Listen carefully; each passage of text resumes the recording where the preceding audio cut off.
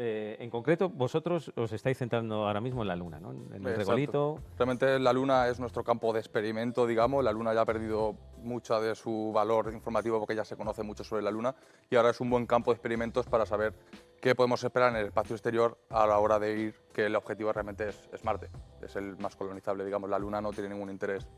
Pero ahora mismo Sí. la ciencia es Ahora básico. mismo, aparte de eso, sí es un campo de entrenamientos para lo que se nos viene. Sí. Y habéis acaparado en poco tiempo el interés de agencias como la Agencia Espacial India, China, La europea, la sí. Agencia Espacial Europea, la NASA. Incluso. Es decir, es una idea que está acaparando mucho interés y que está muy al tanto de vuestros avances. Bueno, ¿cómo acometéis, porque sois muy jóvenes y al principio una empresa pequeña, pues un proyecto así de ambicioso? Es decir, ¿cómo podemos replicar el ecosistema de la Luna? Porque yo supongo que el regolito, el que se recogió en el Apolo, en la famosa misión de la NASA, eso está al alcance de muy pocos. Vosotros no habéis podido coger ese polvo lunar y... Realmente no hemos tenido acceso, eso está súper restringido. La fuente de la que partimos es muy pequeña y está muy restringido. No solo eso, sino que nosotros lo que queremos es utilizar ese propio regolito como sustrato, pero conociendo el análisis químico de ese regolito, sabemos que es imposible que se gestione vida en ese regolito. Tiene mucho aluminio, mucho silicato, muy poco nitrógeno, prácticamente no tiene carbono. Entonces tenemos que mezclar ese regolito con materia orgánica. Nosotros no nos podemos permitir ese sustrato lunar auténtico mezclarlo con nada, porque su valor es cuando está puro. Entonces tenemos que partir con simulantes que extraemos de Lanzarote, principalmente de las Canarias, que el Cabildo de Lanzarote ha participado con nosotros, hemos obtenido de ahí tierra, y el IGEO, el Instituto de Geominería de Murcia, junto con Fernando Alberquilla, que es nuestro geólogo, ha hecho un regolito que es un simulante, es una tierra que es al 99,9% igual que la del Apolo 11. Al final la tierra lunar es muy heterogénea, igual que en la Tierra, y depende de dónde escarbes, pues te van a salir unas composiciones químicas y físicas muy diferentes. Entonces nosotros O sea, utilizamos... un simulante, lo primero que habéis hecho es simular exacto, un la Tierra regolito, lunar. un suelo parecido al lunar para ver qué tal crecen las plantas en ese regolito. Sabemos, pues como hemos dicho con el análisis químico, que es imposible que eso alberga vida al 100%, pero combinándolo con materia orgánica y sobre todo con bacterias, que van a ser nuestras gran aliadas a la hora de establecer Y sobre todo nuevas porque pesan colonias. poco para llevarlas arriba. Exacto, pesa poco. Bueno, el hecho de poder generar el propio regolito allí, tener sustrato allí sin tener que traerlo de la tierra, pues le da una oportunidad de supervivencia a la CRIU mucho más altas que si tenemos que depender continuamente de la tierra. Vale. ¿Qué candidatas o candidatos vegetales son ahora mismo los que tenéis en el punto de mira, como diciendo hay un porcentaje alto de éxito en que podamos plantar esto en la Luna y a partir de aquí? Bueno, hay varias cosas, las plantas y luego también cómo regamos aquello. Bueno, claro, eso ya realmente es más de ingeniería. Ellos son los que van a hacer los sensores y los líquidos comunicantes. Yo en eso me pierdo. Yo le voy a decir, oye, rígame la planta, realmente. Pero sí que... Qué fácil, tú rígame, claro, yo le digo... ¿de dónde saco el agua? ¿Habéis visto de Martian? La peli de Matt Damon, como al final con la condensación, que de hecho es una película que tiene, corrígeme si me equivoco, bastante fundamento científico. Al final el tío, el protagonista que está ahí aislado, se busca la vida y todos los procesos que hace son bastante lógicos. Sí, incluso el campo de patatas, creo que es ahí dando la vuelta, o aprovechando la fuerza centrípeta para tener una gravedad positiva, es todo bastante real, sí. Para que veáis que al final ciencia ficción y ciencia... Sí. Pero bueno, digamos que el agua llega ahí por arte mágico. No te va a poner en un problema, pero... No, bueno, habrá agua hay que llevar, eso sí que sí. También hay que, digamos, pues con residuos humanos, digamos, también de ahí se extrae agua y se puede regar también en muchos casos. Y luego ese agua vuelve al final a nosotros a través del consumo de la propia planta. La lechuga, por ejemplo, es una de las candidatas. Queremos enviar sobre todo cultivos de ensalada, que se llaman espinacas, acelgas, lechugas. Primero porque ocupan poco espacio. Contamos con que el espacio que tenemos para nuestros primeros experimentos es pequeño. No podemos gestionar un árbol de la papaya, ni mucho menos. Entonces tenemos que tener cosas pequeñitas y cosas que crezcan bien. Realmente ya se han hecho algunos experimentos en la ISS, en la Estación Internacional Espacial, y ya se ha visto que las plantas a gravedad cero son capaces de crecer. Era una de las dudas. Oye, las plantas no han estado nunca en entorno de gravedad mínima. Siquiera germinarán, y por lo visto sí. Y de ahí se han extraído muchas conclusiones que nosotros podemos utilizarlas en Green Moon Project, y ya se ha visto que la acelga, las espinacas crecen muy bien, incluso en algunos casos la falta de gravedad hace que se expandan más porque tienen menos resistencia a la hora de crecer. Bueno, una de las diferencias fundamentales, aparte de la atmósfera, es la gravedad lunar con respecto... Exacto, Claro, eso es lo... imaginaros pues toda esa experiencia genética de las plantas para crecer en un entorno con la gravedad terrestre. No hay nada que tengan ellos. Entonces vamos a otro planeta y... Claro, eso era lo primero, decir, oye, siquiera la planta entenderá. Y realmente, aparte de los experimentos del ISS, la misión china Chang'e 4 en el 2019 ya envió plantas a la Luna, o sea, bueno, envió de todo, ¿no? Envió huevos de mosca de la fruta, de Drosophila melanogaster, envió Saccharomyces cerevisiae, envió levadura, envió un montón de tipos de individuos, de seres vivos, y el algodón germinó. Ya germinó una planta, en la Luna ya germinó alguna planta. Duró 2-3 días porque el aislamiento térmico... ¿El algodón fue el primero que...? El primero, ya germinado, se llegó a echar 2 hojitas, los cotiledones que se llaman, las hojas embrionarias. Murió enseguida porque el aislamiento térmico de la cápsula no era el mejor. Y al final las variaciones de temperatura son, tanto por lo alto como por lo bajo, inviables para la vida. Y al final el algodón murió. Pero bueno, se demostró que la semilla germinaba, que ya es un proceso difícil para la semilla en muchos casos. Decíais que habéis estudiado aquí en tierra, en Lanzarote. Sabemos también que en Río Tinto, ¿no? En Río Tinto, exacto. Sí. Se emulan ciertos comportamientos. Hay que decir que de un tiempo a esta parte la ciencia está muy encima de los organismos extremófilos, que son organismos que crecen en condiciones que parecen incompatibles con la vida. De ahí se pueden extraer muchas, precisamente para una función como la de ellos, que es plantar vida, plantar plantas en este caso en la Luna y de ahí en Marte. Es fundamental toda esa experiencia también de los extremófilos.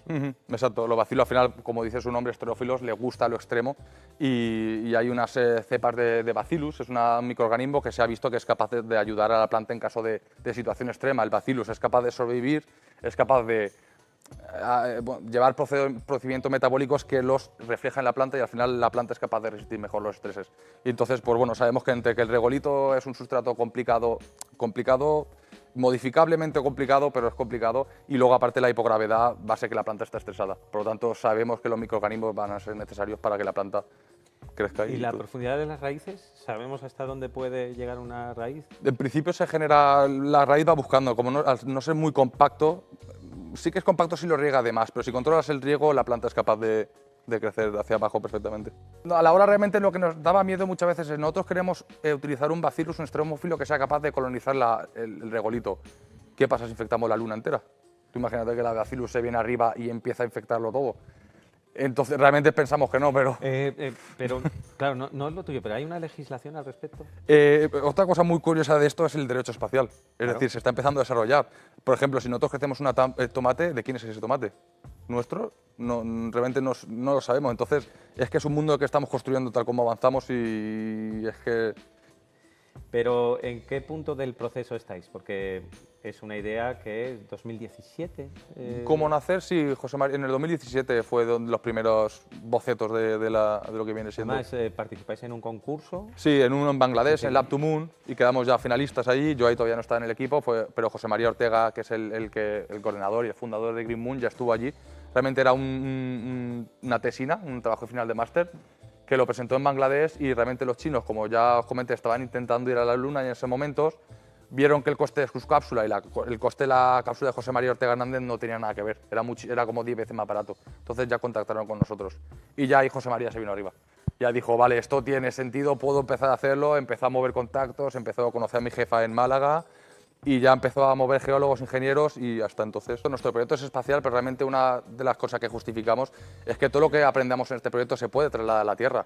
Hay un montón de suelo que es inhabitable, que ahora mismo no crecen las plantas, y el hecho que nosotros principalmente luchamos contra el estrés de la planta, todo lo que aprendamos de ahí luego lo podemos llevar a sitios pues, como Lanzarote o Ucrania, por ejemplo, que también tiene mucha tierra que es parecida al regolito, y al final es trasladable. Toda inversión tiene un fin, pero es que al final...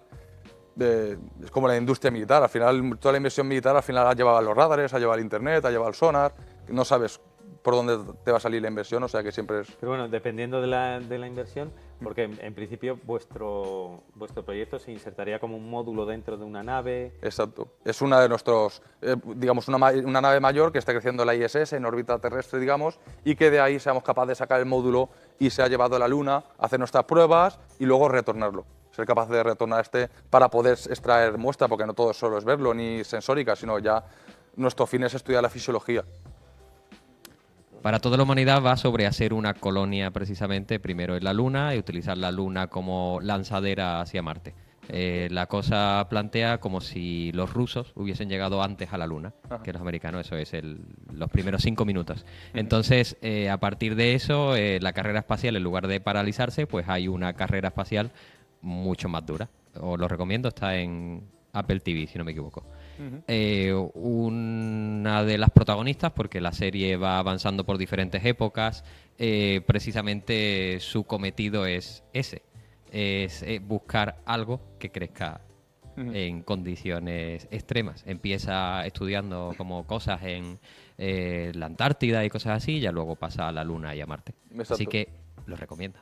Sí, no, lo hace muy bien lo que tú dices, ir a sitios extremos, ver lo que crece ahí y saber por qué. Y porque algún mecanismo tienen que tener. Es como los peces que están a menos 10 grados nadando, como no se congelan. Claro. Pues tienen proteínas que se llaman las headshot proteins, que protegen a las otras proteínas de que no se degraden.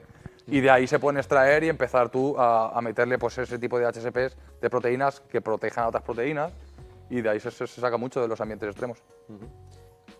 No sé si se habrá tratado ya este asunto, pero decía Pablo Carrasco, ¿sería más fácil desarrollar cultivos en nuestra Luna o en alguna de las lunas de Júpiter, por ejemplo? Si no me equivoco, tiene alguna con condiciones aptas para la vida. ¿Se estudian también estas localizaciones o nos quedan muy lejos aún? Claro, de momento estáis buscando un laboratorio cercano. Exacto, realmente la Luna la elegimos por cercanía, no hay ninguna condición, digamos, que sea especial de la Luna, que sirva como... Europa, por ejemplo, sería... Claro, sería condiciones, sobre todo, la más parecida a Marte, que es donde vamos. Lo genial sería las mismas condiciones de gravedad, realmente ambientales no tanto, porque eso es una cápsula que tanto la temperatura como el fotoperiodo como la humedad va a estar controlado. La planta sola en la Luna no va a estar no puede crecer. Lo que sí que va a tener que cambiar es la gravedad, y que eso es lo que, sobre todo lo que hay que estudiar. Entonces, pues bueno, la Luna nos va a decir, vale, ¿cómo crece esta planta en condiciones de gravedad cambiada? Pero luego a la hora de ir a Marte habrá que repetir varios experimentos, ya con muchas bases, pero no va a ser paralelo exactamente igual. En estas cámaras de cultivo o cápsulas hay que controlar muy bien la climatización, esa irrigación de agua, los sensores. ¿Y el consumo energético cómo lo resolvéis? Pues principalmente la iluminación, que es una de las mayores gastos de energía, va a ser a través de LEDs, porque al final una planta entiende sobre todo la luz azul y la rojo lejana. Realmente el resto de longitudes de onda les da igual. Por lo tanto, ya se plantean con LEDs que son energéticamente muy eficientes, y además que sean capaces de que esté la fotosíntesis al máximo, dando al rojo lejano y al azul para modificar un poco su crecimiento. Y la planta a cada longitud de onda responde de una manera, pero las que le funcionan son la azul, la roja y la rojo lejana. El resto nos da igual. Y de ahí sacamos mucha energía de la ecuación, digamos.